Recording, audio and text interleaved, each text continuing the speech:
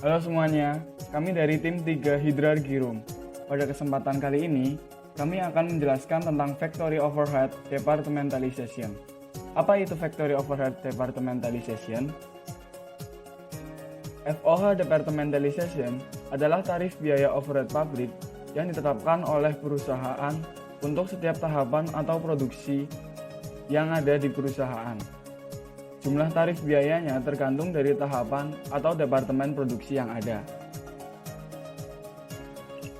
Biaya overhead pabrik dapat digolongkan menjadi dua kelompok berdasarkan hubungannya dengan departemen-departemen yang ada dalam perusahaan.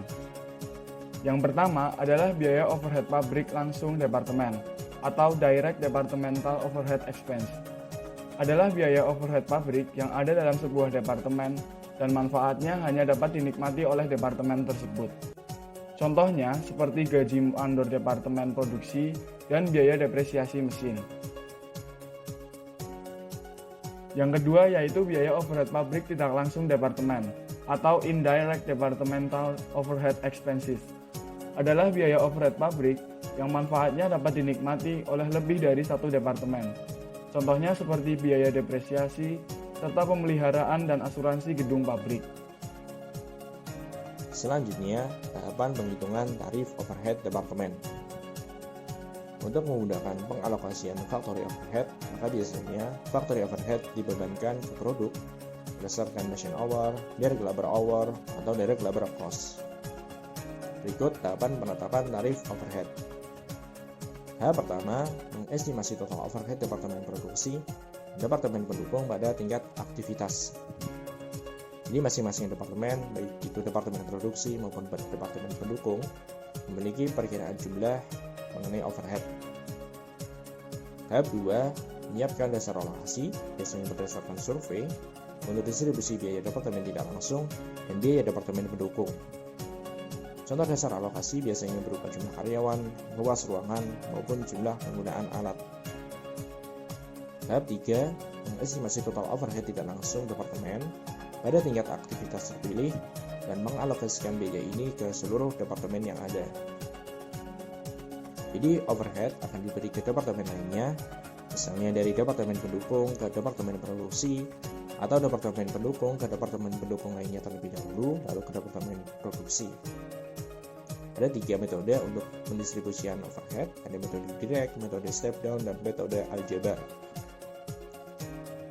Metode ini akan dibahas selanjutnya. Tahap 4, menghitung tarif overhead departemen. Jadi ketika overhead telah didistribusikan ke masing-masing departemen yang mendapat manfaat, kita dapat menentukan tarif overhead masing-masing departemen. Baik, saya akan membahas metode distribusi FOH Departemen Pendukung kepada Departemen Produksi. Terbagi menjadi 3, yakni Direct Method, Step Down Method, dan metode aljabar atau metode simultan. Yang membedakan antara ketiga metode ini adalah hubungan antara departemen pendukung yang satu dengan yang lainnya, yang akan mempengaruhi tingkat akurasi perhitungan factory overhead pada departemen produksi.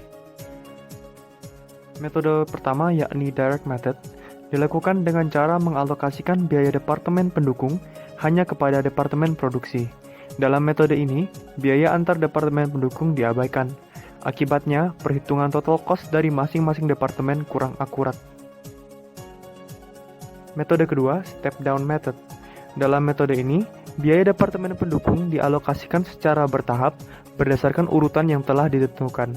Metode ini lebih akurat daripada Direct Method.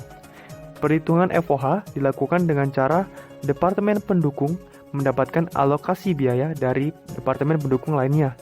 Akan tetapi, departemen pendukung yang sudah mendapatkan alokasi biaya tersebut tidak lagi diberikan alokasi biaya untuk tahap selanjutnya. Biasanya, urutan departemen pendukung ditentukan oleh departemen yang paling banyak memberikan manfaat kepada departemen lain hingga yang kontribusinya paling sedikit. Metode ketiga adalah metode aljabar atau simultan. Metode ini dapat menunjukkan alokasi biaya antar departemen pendukung yang lebih akurat.